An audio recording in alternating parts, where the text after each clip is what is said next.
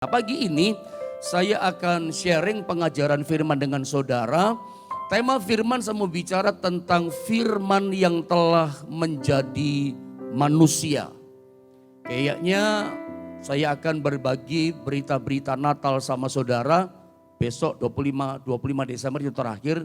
Begitu 26 ke atas kita mulai bicara tentang firman, tentang mempersiapkan diri. Mengakhiri tahun dan siap dengan iman. Kita melangkah dengan pasti memasuki tahun baru 2022. Jadi berita Natal tinggal 2 kali ini, hari ini dan besok. Nah, pagi ini kita bicara tentang firman yang telah menjadi manusia. Yohanes pasal 1 ayat 1 dan ayat 14 kita baca ya. Ayat 1 loncat ayat 14. Sama-sama saja ya. Kita membaca dalam 2 ayat ini. Yohanes 1 ayat 1. Sama-sama baca 2 3. Pada mulanya adalah firman, firman itu bersama-sama dengan Allah dan firman itu adalah Allah. Firman itu telah menjadi manusia dan diam di antara kita dan kita telah melihat kemuliaannya, yaitu kemuliaan yang diberikan kepadanya sebagai anak tunggal Bapa, penuh kasih karunia dan kebenaran. Sebelum saya terangkan ini ayat sama saudara, mungkin saya kasih latar belakang sedikit gitu ya, kira-kira kasih background sedikit. Coba Anda lihat screen pertama buat saudara, gambar pertama ya. Injil Yohanes yang barusan kita baca, ini menceritakan kisah Natal, tidak menceritakan fakta Natal itu secara historis ya. Berbeda dengan kisah Natal yang ditulis, yang diceritakan dalam Injil Matius atau juga dalam Injil Lukas. Seperti saya pernah bilang sama saudara bahwa kisah Natal, seputar kisah-kisah tentang Natal dalam Perjanjian Baru itu ditulisnya di dalam Injil Matius, Injil Lukas itu secara lengkap. Tetapi kita melihat versi yang berbeda dalam kisah Natal. Injil Yohanes itu menceritakan fakta Natal itu tidak secara historis gitu ya. Misalnya begini, tentang tokoh-tokoh Natal. Anda nggak temukan itu dalam Injil Yohanes. Ya, baca, teliti cermat Injil Yohanes. Bahwa fakta Natal yang diceritakan itu nggak diceritakan tokoh Natalnya siapa, misalnya Yusuf, Maria, nggak ada. Para Majus yang datang dari negeri timur menyembah, mempersembahkan emas kemenyan mur, nggak ada diceritakan. Termasuk Zakaria, Elizabeth, Simeon, atau siapa lagi saudara ya. Para gembala di padang Efrata. Anda nggak temukan itu kisah Natal dalam Injil Yohanes. Berbeda dengan Injil Matius, berbeda kisah Natal yang ditulis, yang dikisahkan dalam Injil Lukas. Fakta Natal itu secara historis diceritakan saudara ya. Cerita tokoh-tokohnya seputar Natal semua diceritakan detail lagi. Ya, para gembala di padang Efrata pada waktu malam hari malaikat datang, detail historisnya begitu ya. Sampai para Majus yang datang dari negeri timur dikatakan mereka bisa nyampe di Bethlehem menyembah Yesus. Itu diceritakan dalam Injil Lukas secara cermat, dituntun oleh bintang pada waktu malam hari. Sampai nanti bintang hilang di Yerusalem, di kota Raja Herodes. Itu pun diceritakan loh dalam Injil Lukas secara detail. Maria yang awalnya gak percaya, bagaimana mungkin aku belum bersuami. Itu diceritakan loh tentang kemanusiaannya, ketidakpercayaannya. Ya, sampai kisah Zakaria, sampai kisah Elizabeth, kisah malaikat Gabriel, para gembala di padang Efrata, orang-orang kecil pekerjaannya, itu pun ditulis dalam versinya Injil Matius maupun Injil Lukas. Tetapi saya ulang latar belakangnya, Injil Yohanes tidak mengisahkan itu, nggak menulis itu. Datangnya Natal, fakta Natal nggak diceritakan secara historis detail. Karena apa? Karena begini, saudara ya, latar belakangnya. Injil Yohanes itu mengisahkan Natal, perhatikan baik-baik, dari kacamata sudut pandang kekekalan sorga. Makanya dikatakan apa? Coba lihat kembali ayat Yohanes 1 ayat 1. Boleh sama-sama kita baca saudara? Lihat, Natal itu sudut pandangnya Yohanes dari sini. Lihat Yohanes 1 ayat 1, 2, 3. Pada mulanya adalah firman, firman itu bersama-sama dengan Allah, dan firman itu adalah Allah. Jadi kisah Natal yang datang ke dalam dunia, Yesus yang adalah Allah turun ke dunia, itu diceritakan dari sudut pandang kekekalan. Yesus yang datang dari kekekalan. Dia adalah sang firman, dia adalah sang perkataan Allah yang adalah Allah sendiri, yang kemudian di ayat 14 dikatakan dia yang adalah Allah, dia adalah firman itu dikatakan telah menjadi manusia.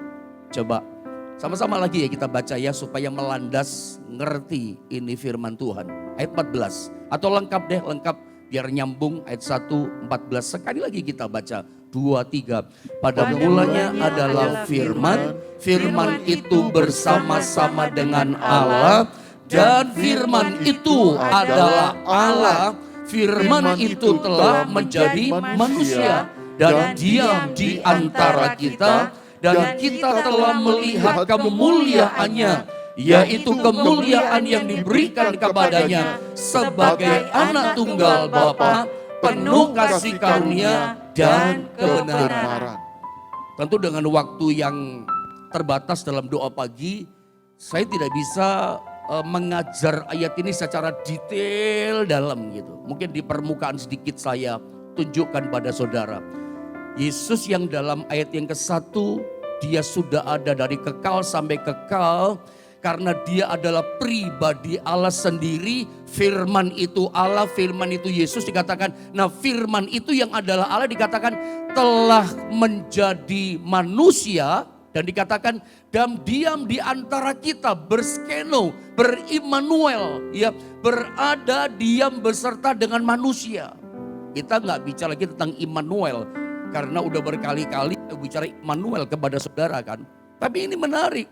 Dari sudut kekekalan Natal dimulai bahwa Yesus yang ada dari kekal itu, firman itu dikatakan turun ke dunia menjadi manusia dan tinggal di antara kita. Nah saudara, di sini saya mau sampaikan kepada saudara, sebetulnya apa sih arti Natal sesungguhnya? Arti Natal buat saudara apa? Makna Natal buat setiap kita itu apa sih? Berdasarkan Yohanes 1 ayat 1 dan loncat ayat 14. Disitulah sesungguhnya kita menemukan yang namanya makna Natal. Arti Natal itu apa? Yohanes 1 ayat 14 dikatakan firman itu dikatakan telah menjadi manusia. God became man. Allah menjelma menjadi manusia. Inilah makna Natal yang saya sampaikan sama saudara. Inilah arti Natal yang sesungguhnya, yaitu Allah telah menjadi manusia. God became a man. Allah menjadi manusia, menjelma menjadi manusia. Dan ini saudara yang sejatinya membuat kita merayakan Natal. Ini seharusnya Natal itu dirayakan gitu, diperingati. Bukan rutinitasnya Natal kita peringati, kita rayakan setiap tahun. Pendeta, kenapa sih kita merayakan Natal? Ada orang berkata begini, kan saya suka ngomong sama saudara. Saudara, Natal itu istilahnya adalah masterpiece-nya Allah. Ada 5 masterpiece-nya Allah. Saya berharap lewat firman Allah ini, Anda jangan jadi orang Kristen, jadi jemaat Tuhan, jadi pelayan Tuhan, maafkan, jadi hamba Tuhan, jangan jadi pengamat. Jangan jadi Kristen pengamat posisimu, ngamati gitu. Ngapa sih kita mesti merayakan Natal? Semua masterpiece loh saudara ya. 5, dari mulai kelahirannya, kematiannya, kebangkitannya, apalagi kenaikannya ke sorga. Masih yang kelima, dia akan datang lagi kembali yang kedua kali menjemput gerejanya. Sebagai raja di atas segala raja, sebagai hakim yang adil. Dia akan datang lagi sebagai mempelai pria sorga, menjemput kita mempelai wanitanya. Itu yang kelima. Dan semua ini masterpiece. Semua ini luar biasa hebat. Jangan Anda berkata, Natal mah gak terlalu luar biasa pendeta. Anda jangan jadi pengamat posisimu. Selalu orang berkata begini, mesti Paskah yang dirayakan. Anda jadi pengamat itu namanya. Anda berkata Nah, Paskah itu lebih berkualitas. Sering kita dengarkan orang berkata begitu, bahwa Paskah itu lebih berkualitas daripada Natal. Siapa yang bilang, saudara, ya hari kelahiran Yesus dalam Natal itu berkualitas sangat luar biasa, Paskah juga sama luar biasa. Ya, kematian Yesus luar biasa, kebangkitannya luar biasa, sampai dia naik ke sorga dan memberikan Roh Kudusnya, sama itu luar biasa. Bahkan nanti peristiwa yang kelima, dia datang sebagai mempelai pria sorga menjemput mempelai wanitanya. Itu juga peristiwa yang besar dan luar biasa. 5, ini semua adalah masterpiece-nya Allah. Anda jangan memposisikan dirimu jadi pengamat. Yang ini hebat, yang ini gak hebat. Semua hebat dong. Gak ada Paskah kalau gak ada Natal.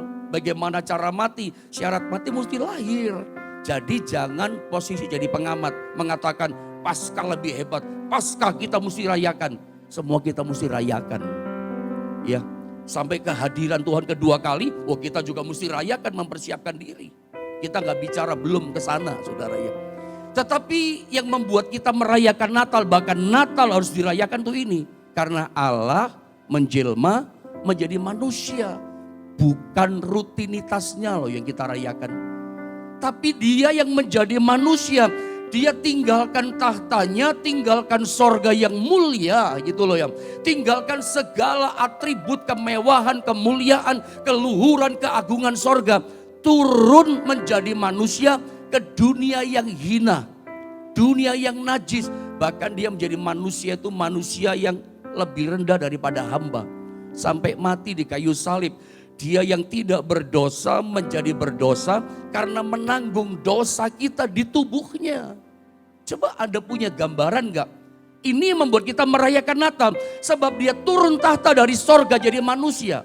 Saya kasih gambaran kira-kira begini supaya Anda nangkep. Contoh misalnya, kira-kira mau gak ada seperti gambar ini? Hidupmu sudah solid. Kamu sudah berhasil, sudah sukses. Udah jadi orang, istilah bahasa orang di luar sana. Kerjaan sudah mapan, sudah berhasil. Saudara jadi sudah orang yang luar biasa, kata dunia, terhormat. Lalu kemudian ada suruh berhenti. Jadi pegawai biasa lagi. Angkat-angkat lagi. Seperti misalnya contoh 25 tahun yang lalu. Atau 30 tahun yang lalu. Ketika hidupmu masih susah. Kerja masih merintis. Jadi pegawai biasa, maaf jadi kuli biasa. Belum solid, belum sukses, belum hebat, belum berhasil. Nah sekarang udah berhasil, suruh balik lagi. Saya mau tanya, Anda mau atau tidak? Saya yakin jawaban kita sama. Saya gak mau dong pendeta, enak aja pendeta. Iya kan, gak ada yang mau. Termasuk saya yang ngomong. Termasuk saya yang mengajar saudara pun gak akan mau seperti itu. Saya menjadi gembala di GSPD Jombang 21 tahun. Ini gereja perintisan dari awal, 21 tahun saudara. 3 tahun saya merintis pelayanan. Hidup enggak, mati enggak gitu. Tersendat-sendat saya 3 tahun. Saya pikir saya enggak dipanggil Tuhan. Jadi saya melayani Tuhan sudah hampir 24 tahun loh saudara ya. Ke depan 25 tahun, 24 tahun jalan saya melayani Tuhan. Tuhan bawa saya dalam posisi melayani Tuhan udah seperti ini. Saudara ya, menggembalakan sekian banyak jemaat di GSPD Jombang. Dengan gereja sudah ada. Tanah juga cukup besar dan segala macam. Lalu tiba-tiba orang berkata, sudah pendeta berhenti jadi pendeta. Jangan gembalakan lagi. Coba kembali seperti 24 tahun lagi yang dulu gitu ya. Susah, masih merintis, hidup menderita. Saya ngomong sama saudara, I don't want to, saya juga gak mau gitu. Coba kalau Anda sekarang sudah posisi sukses, misalnya jabatanmu sebagai GM ya. General Manager misalnya, udah enak. Lalu suruh berhenti, balik kembali kepada perintisan 27 tahun yang lalu hidup susah. Saya yakin jawaban Anda sama dengan saya, Anda pun gak mau. Tapi pagi ini saya kasih tahu sama saudara, ada satu pribadi yang namanya Yesus. Merinding saya ngomongnya, mau nangis saudara. Dia mau saudara. Dia turun dari sorga, dia tinggalkan tahtanya. Dia tinggalkan kemuliaannya. Dia tinggalkan surga. Turun ke dunia yang hina. Dia mau. Kita gak mau tapi dia mau. Apa sih yang kita belajar dari sini saudara? Inilah makna Natal. Kalau Anda berkata gak usah merayakan Natal. Sorry, kata-kata saya bodoh banget. Bodoh banget. Bodoh banget. Kalau orang berdalih bodoh banget. Karena dia tinggalkan tahta kemuliaan. Segala atribut dia tinggalkan, lepaskan. Mau turun ke dunia yang hina. Bahkan lebih rendah daripada manusia. Jadi hamba yang tidak berdosa jadi berdosa. Karena menanggung dosa umat manusia seluruh dunia. Dia mau itu sampai mati terpaku di atas kayu salib. Dia mau, dia tahu menderita, tapi dia mau. Inilah Natal. Sebetulnya pertanyaannya begini, apa yang membuat Yesus kok mau menjadi manusia? Dia yang adalah Allah 100%. Dia maha kuasa, dia maha ajaib, dia maha semuanya. Dia bisa lakukan segala hal. Apa pertanyaannya yang membuat Yesus mau menjelma menjadi manusia? Untuk apa? Kenapa gitu? Apa alasannya? Yohanes 3, coba lihat ayat 16. Coba sama-sama kita membaca ayat ini, saudara. Ini alasan Natal terjadi. Kalau nggak ada ini nggak ada Natal. Ini alasan dia mau menjadi manusia. Yohanes 3 ayat 16, 2, 3. Karena begitu besar kasih Allah akan dunia ini, sehingga ia telah mengaruniakan anaknya yang tunggal, supaya setiap orang yang percaya kepadanya tidak binasa, melainkan beroleh hidup yang kekal. Ini alasan Natal. Ini alasan dia Allah turun dari surga jadi manusia, menjelma menjadi manusia. God became a man, ini alasannya. Karena dikatakan begitu besar kasih Allah akan dunia ini. Kemarin kayaknya kita baru kupas ini, belajar ini. Tapi saya ulang sedikit. Saya sangat-sangat diberkati dengan kata begitu besar. Kasih Tuhan itu dikatakan begitu besar kepada dunia ini. Saya ulang sangat diberkati dengan kata begitu besar. Sampai-sampai terjemahan bahasa Indonesia tidak bisa menerjemahkan, tidak bisa menemukan kata yang tepat. Ya kecuali kata ini, begitu besar tentang kasih Allah. Ya, besar saja itu udah besar. Tapi ada kata tambahan begitu besar. Menunjukkan bahwa tidak terbatasnya kasihnya Allah. Kasihnya Yesus, kasihnya Bapa. Sampai putra tunggalnya pun diserahkan kepada kita. Kemarin kita belajar Roma 8 ayat 32 dikatakan sampai Bapak tidak menyayangkan anaknya. Bapak yang benar, Bapak yang baik, Bapak yang hidup dalam kebenaran, harga mati pasti sayang sama anaknya. Namanya Bapak pasti sayang sama anak gitu. Tapi Bapak di sorga sampai Alkitab katakan dia tidak menyayangkan anaknya. Bahkan menyerahkan anaknya bagi kita. Menyerahkan dalam arti ini, diserahkan dalam bahaya untuk mati loh. Untuk menerima hinaan, menerima aniaya, diserahkan. Makanya kalimat berikutnya, bagaimana mungkin, mustahil kata Alkitab. Dia tidak memberikan segala sesuatu kepada kita. Mengaruniakan segala sesuatu kepada kita. Bersama-sama dengan dia. Artinya gini, mustahil Tuhan gak tolong kita. Mustahil Tuhan gak bela kita. Mustahil Tuhan tidak memberkati kita. Mustahil Tuhan tidak sertai kita. Sampai dia berkata, anaknya saja dia gak sayangkan. Dia kasih untuk kita, jadi korban buat kita, mati buat kita. Masakan dia gak bela kita. Paulus katakan apa? Mustahil, gak mungkin. Oh, itu penghiburan buat kita. Kalau hari ini engkau terhimpit beban yang berat, mustahil loh lewat berita Natal Tuhan gak tolong saudara. Ini kekuatan buat kita. Dia pasti tolong kita. Kenapa? Kasihnya begitu besar. Istilahnya saya kan katakan bahwa sampai-sampai terjemahan bahasa Indonesia tidak menemukan kata yang tepat gitu ya. Untuk kata kasih Tuhan ini, kasih yang tak terbatas, unlimited love. Kita suka nyanyi lagu ini, tak terbatas kuasamu Tuhan ya. Coba kasih saya notnya, tak terbatas. Saya ingin nyanyi lagu ini, menggambarkan tak terbatas kuasamu Tuhan. Tak terbatas kuasamu Tuhan, semua dapat kau lakukan. Apa yang kelihatan?